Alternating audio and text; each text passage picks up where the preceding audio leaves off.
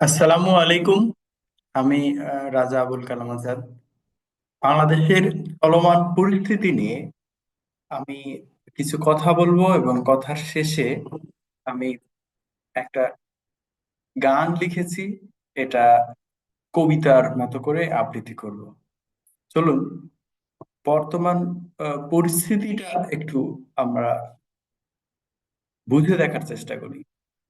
বাংলাদেশের হিন্দু, মুসলমান, বৌদ্ধ, খ্রিস্টান, বাঙালি, পাহাড়ি, বিএনপি, জামাত, বৈষম্য বিরোধী, আহ ছাত্র, নাগরিক, আওয়ামী লীগ, সবার উদ্দেশ্যে আমি কয়েকটা চাঁচা কথা বলতে চাচ্ছি। আমি কথাগুলো লিখেও রেখেছি যেন আপনারা সহজে আহ অনুধাবন করতে পারেন। এই সময় বাংলাদেশের একটা নাগরিকের জন্য দ্বন্দ্ব, বিবাদ, দাঙ্গা, হাঙ্গামা মঙ্গলজনক না। একজন বাংলাদেশীর জন্য না, কোনো হিন্দুর জন্য না, কোনো মুসলমানের জন্য না, পাহাড়ির জন্য না, বাঙালির জন্য না, বিএনপির জন্য না, আওয়ামী লীগের জন্য না। কেন? একটু বুঝে দেখার চেষ্টা করি। আমি কয়েকদিন হলো ভারতীয় কিছু মিডিয়া এবং আমার কিছু ভারতীয় বন্ধু আছেন সামাজিক যোগাযোগ মাধ্যমে, আমার ফেসবুক বন্ধু, তাদের লেখা দেখে আমার যে জিনিসটা উপলব্ধি হয়েছে যে তাদের মধ্যে কেউ কেউ আহ, লেখার মাধ্যমে প্রকাশ করছেন যে বাংলাদেশকে কাশ্মীর বানাবেন, এবং সম্ভবত বাংলাদেশের দুই চারজন হিন্দু ভাই বোনও তারা ভুলক্রমে তাদের ফাঁদে পা দিতে পারে বলে আমার মনে হচ্ছে। আমি এই ব্যাপারটা একটু আপনাদের নিজেদের কে আবার পুনরায় ভাবার কথা বলছি। আমার ভাবনা আমি শেয়ার করছি, আপনারা একটু ভাববেন যে আসলে ঘটনাটা কেমন হতে পারে। আপনাদের নিশ্চয়ই মনে আছে যে আপনারা যারা ইতিহাস জানেন, তৃতীয় পানিপথের যুদ্ধে এই উপমহাদেশের হিন্দু মুসলমান উভয়ই যদি শক্তি না হারাতো তাহলে কিন্তু ব্রিটিশরা আমাদের এখানে সাম্রাজ্য করতে পারতো না। যদি বাংলাদেশে কেউ এইরকম আরেকটা কাশ্মীর, আপনারা জানেন কাশ্মীরের জনসংখ্যা 1 কোটিও না। বাংলাদেশের জনসংখ্যা কত? এটা আপনাদের একটু মাথায় রাখতে হবে। বাংলাদেশে কতজন মুসলমান আছে, কতজন হিন্দু আছে, ভারতে কতজন মুসলমান আছে, হিন্দু আছে, এগুলো আপনাদের মাথায় রাখতে হবে। বাংলাদেশে যদি কোনো একটা দাঙ্গা হয়, সেই দাঙ্গায় নিশ্চয়ই অন্য কোনো দেশ থেকে এসে আপনার জানমালের নিরাপত্তা কেউ দিতে পারবে না। ভারতীয় হিন্দু বন্ধুদেরকে বা অনেক হিন্দু বন্ধুরা যারা হয়তো ভুলক্রমে অনেক কথা বলছেন, আপনাদেরকে একটু কাশ্মীরের দিকেই তাকাতে বলি। আপনারা বাংলাদেশ যদি কাশ্মীর বানাতে চান, কাশ্মীরের হিন্দু পণ্ডিতদের ভাগ্য কি হয়েছে সেটা একটু বুঝে দেখুন। কাশ্মীরের জনসংখ্যা কত, বাংলাদেশের জনসংখ্যা কত বুঝে দেখুন। এই বাংলাদেশে বিগত শেখ হাসিনা সরকারের স্ট্যাটিস্টিক, এখানে কত স্ট্যাটিস্টিক্যাল যে গ্যাপ রয়েছে সেটা তো জানেই। সেই স্ট্যাটিস্টিক্সে 17 কোটি মুসলমান আছে। প্রকৃত স্ট্যাটিস্টিক্স কত এ ব্যাপারে বিশ্লেষকরা 20-30 কোটি বা তার বেশিও বলে। এই মুসলমান জনগোষ্ঠীকে খেপিয়ে তোলা হলে পরিস্থিতি কেমন হবে? এবং এখানে চীনা element, Pakistani element, Afghani element, American element, Kashmiri element, ভারতীয় অন্যান্য বিদ্রোহী এলিমেন্ট আছে। সেভেন সিস্টার্স এর বেশিরভাগই আহ, আপনার খ্রিস্টান অধ্যুষিত। এই এলিমেন্ট গুলো কেমন ডিস্টারবেন্স তৈরি করবে, আমি ভারতীয় বন্ধুদেরকে বিষয়টা আহ ভাবার অনুরোধ করছি। আপনারা শুধু একটা রাজনৈতিক দলের স্বার্থ না দেখে আপনাদের রাষ্ট্রীয় স্বার্থ আপনারা বিবেচনা করেন। আর যদি আপনারা বাস্তবতাটাকে বোঝার চেষ্টা করেন, আপনারা বাস্তবতা যত বুঝবেন তত সকলের জন্য মঙ্গল। বাংলাদেশের পাড়ায় মহল্লায় একটা সাম্প্রদায়িক দাঙ্গা সৃষ্টি হলে আগে মরবে কে? ধরুন একজন মুসলমান মারা গেল, যেমন আজকে একজন মুসলমান আহ, মারা গেলেন চট্টগ্রাম। এক- সে কে আপনার? সে আপনার শত্রু নাকি সে আপনার স্বজাতি? একটু ভেবে দেখার চেষ্টা করবেন। বাংলাদেশের মুসলমানদের সমীপে আমার কিছু কথা আছে, আপনারা একটু নিজেদের প্রজ্ঞা দিয়ে বুঝে দেখার চেষ্টা করবেন। সারা বিশ্বে আমাদের একটা ব্র্যান্ড ভ্যালু আছে যে বাঙালি মুসলমান উদার সহনশীল। এই ব্র্যান্ড ভ্যালুর একটা মূল্য আছে। এই মূল্যটা আমরা পেয়েছি, যদি আমরা এটা আরো লালন করি, এটা আমরা আরো পাবো। এই জিনিসটা আমাদের আহ, ধরে রাখা দরকার। বাঙালি মুসলমানদের মধ্যে কেউ কেউ চাচ্ছেন ইসলামী বিপ্লব করতে, খিলাফত কায়েম করতে, আরো অনেক ধরনের আপনাদের আকাঙ্ক্ষা আছে। আপনারা দেখবেন যে সোশ্যাল মিডিয়ায় অনেক অ্যাকাউন্ট থেকে ইসলামী বিপ্লব বা খিলাফত চাওয়া হচ্ছে, ওই অ্যাকাউন্ট গুলো 5 তারিখের আগে আওয়ামী লীগ গেছে। এবং ওই অ্যাকাউন্ট গুলোর অপারেটর এমনও আছে যারা মুসলমানই না। এইটা আপনারা জেনে বুঝে সোশ্যাল মিডিয়ায় সোশ্যাল মিডিয়ায় রিয়াক্ট করবেন। আমি বাঙালি মুসলমানদের প্রতি অনুরোধ করব, আপনারা মহানবী হজরত মোহাম্মদ সাল্লাম এর চেয়ে বড় মুসলমান আপনারা হতে দেন। ইসলাম কিভাবে কায়েম করতে হবে সেটা মহানবী হজরত মোহাম্মদ সাল্লামের জীবন, জ্ঞান, হিকমত, এগুলো দেখে শিখেন, পড়াশোনা করেন। আপনারা যারা এইটুকু আকল অর্জন করতে পারেন নাই যে এই মুহূর্তে কি করলে বাংলাদেশের জনগণের কল্যাণ, কি করলে বাংলাদেশের মুসলমানের কল্যাণ, আপনারা তারা ইসলামী বিপ্লব করে বাংলাদেশের কি উপকারটা করবেন একটু হিসাব করে আপনারা নিজের অ্যানালাইসিস করে দেখবেন। বাংলাদেশের মানুষকে ধ্বংসের মুখে ফেলবেন না। এমন কিছু করবেন না যা আমার আপনার সকলের জন্যই ক্ষতি করে। আপনারা রাসূলুল্লাহ সাল্লামের জীবনে ইসলাম কিভাবে কায়েম হয়েছে সেই ইতিহাস, ইসলাম এই ইসলামকে মহানবী সাল্লামের কাছ থেকে শিখুন। রাসূল কিভাবে আহ কোন কোন সময় কি ধরনের কৌশল অবলম্বন করেছে, এবং বিদায় হজ্জের ভাষণটা আপনারা পড়ে দেখুন, মদিনা সনদের ফর্মুলা পড়ে দেখুন, হুদায়বিয়ার সন্ধি পড়ে দেখুন। আজকে বিশ্বে 200 কোটির মতো মুসলমান। এই মুসলমান ইসলামী বিপ্লবের মাধ্যমে হয় নাই, তরবারির ভয়ে হয় নাই, যুদ্ধের মাধ্যমে হয় নাই। এই বাংলাদেশে একটা সময় একটা মুসলমানও ছিল না, আজকে 92% মুসলমান। এটা এমনি এমনি হয়। বাংলাদেশের মুসলমানরা ইসলাম গ্রহণ করেছে, যে সমস্ত সুফি দরবেশ এই দেশে এসেছিলেন তাদের আখলাক এবং আদর্শে মুগ্ধ। সুতরাং নিজের ইমান ও আখলাক উন্নত করুন,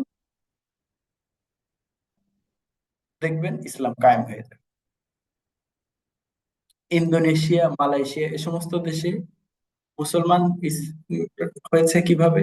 এ সমস্ত দেশে কিন্তু ইসলামী রাষ্ট্র করা লাগেনি, বা কোনো যুদ্ধ বিগ্রহের মাধ্যমে করতে হয়।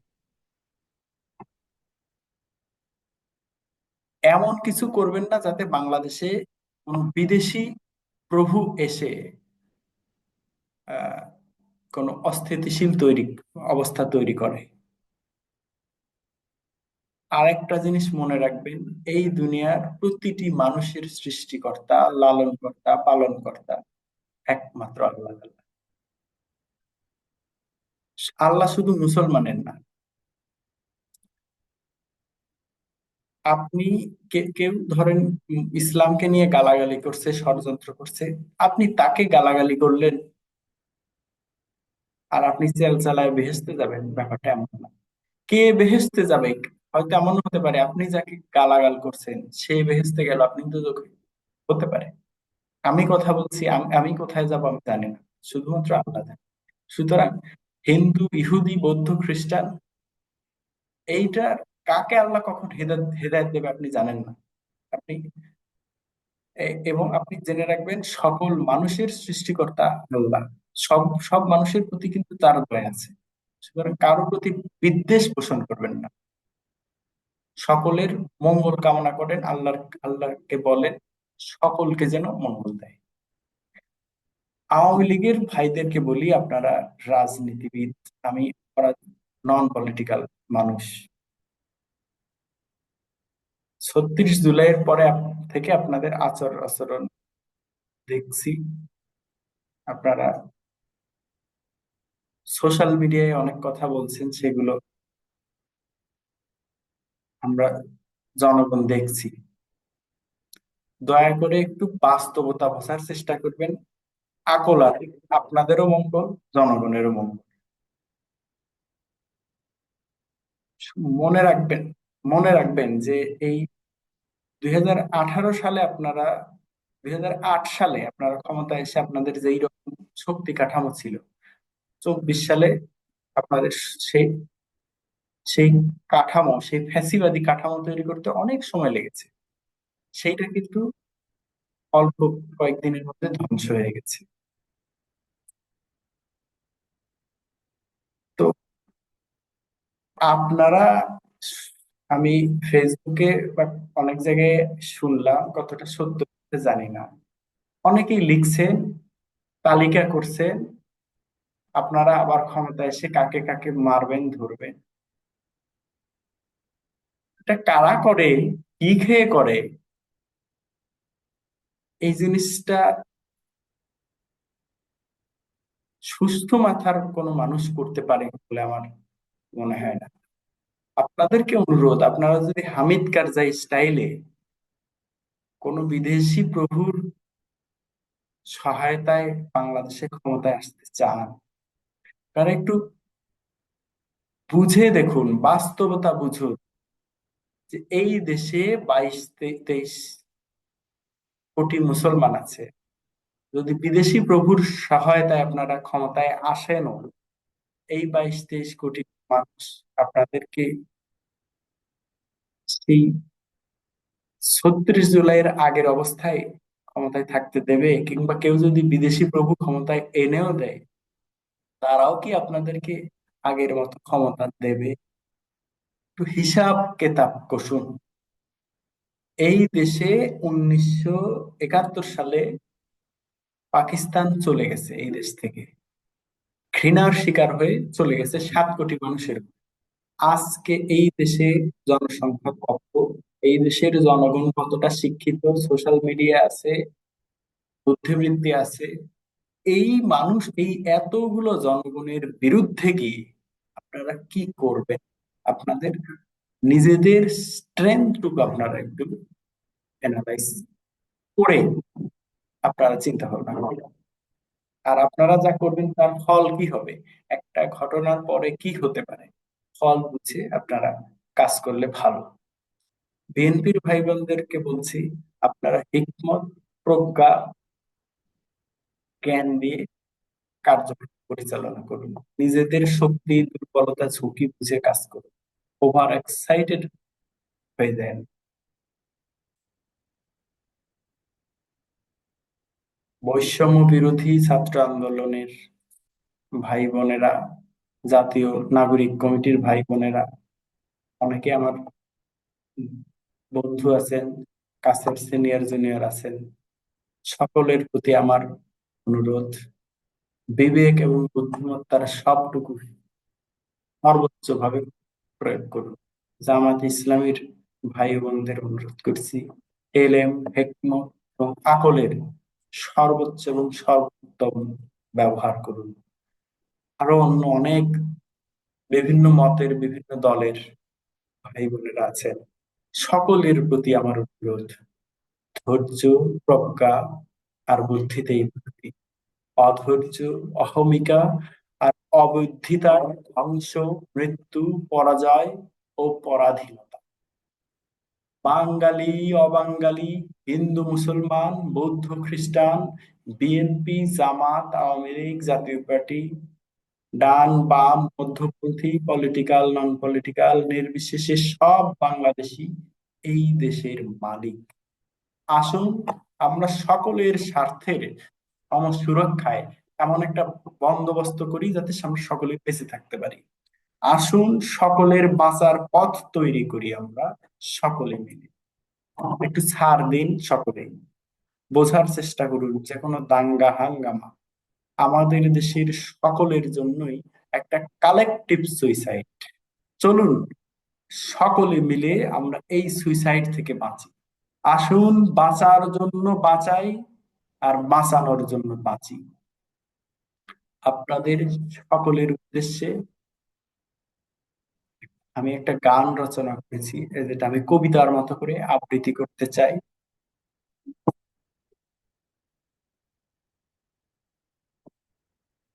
আমি গান যেই মেসেজটুকু বক্তব্যের মধ্যে দেওয়ার চেষ্টা করেছি, এই মেসেজ, এই একই মেসেজই এই গানে ফুটে উঠেছে, যেটা আমি লিখেছিলাম 1লা আগস্ট 2024। আমি আবৃত্তি করছি। সম্মিলিত সংগ্রামে এবার রুখে দাঁড়াও বাংলাদেশ। অস্তিত্বের সংগ্রামে এবার রুখে দাঁড়াও বাংলাদেশ। তোমার অধিকার পাবার সব পথ গেছে থমকি, বেঁচে থাকার প্রতি আজ এসে গেছে বিরাট হুমকি। হুমকির মুখে বুক পেতে মানুষ গড়ছে প্রতিরোধ, মরণকে করে আলিঙ্গন গড়ছে খুনির গতিরোধ। রক্তস্রোত রোধে মুক্তির তাগিদে মরছে মানুষ, পড়ছে দেশ। সম্মিলিত সংগ্রামে এবার রুখে দাঁড়াও বাংলাদেশ। এসো হে জাতীয়তাবাদী, এসো হে উদারতাবাদী, এসো হে সেকুলার মৌলবাদী মাওবাদী মার্ক্সবাদী, এসো হে ইসলামের ঝান্ডাবাহী সাথী রথী মহারথী। হে মানবাধিকারের মুখপাত্র, গণতন্ত্রের সারথী। দলের চেয়ে মতের চেয়ে আগে যে তোমার দেশ, সম্মিলিত সংগ্রামে এবার রুখে দাঁড়াও বাংলাদেশ। এসো হিন্দু মুসলমান বৌদ্ধ খ্রিস্টান বাংলাদেশি, বিভেদের চেয়ে আমাদের ঐক্যের যে মূল্য বেশি। হে বাঙালি সান্তালি চাকমা মারমা ত্রিপুরার সন্তান, এক ভাই না বাঁচলে বাঁচবে না যে অন্য ভাইয়ের প্রাণ। সকল সংগ্রামে এসো, বাঁচাও সকলকে, বাঁচাও এ দেশ। সম্মিলিত সংগ্রামে এবার রুখে দাঁড়াও বাংলাদেশ। হে মুক্তিকামী বাংলাদেশী, আজ এ গভীর সংকটে পথে ঘাটে লড়তে মরতে দৌড়াতে তোমাদের দিন কাটে। যদি তোমরা পৃথক রাও, তোমরা সবাই হবে শেষ। আর যদি এক হও, বাঁচবে সবাই, বাঁচবে এ বাংলাদেশ। আর যদি তুমি ভয়ে পালাও, মরবে সবাই, মরবে দেশ। সম্মিলিত সংগ্রামে এবার রুখে দাঁড়াও বাংলাদেশ। সকলে সম্মিলিতভাবে সংগ্রাম করুন, যেন আজ এই বাংলাদেশে কোনো সাম্প্রদায়িক দাঙ্গা তৈরি না হয়। সকলে সংগ্রাম করুন সম্প্রীতির জন্য, সকলে সংগ্রাম করুন সংহতির জন্য, সকলে সংগ্রাম করুন ঐক্যের জন্য।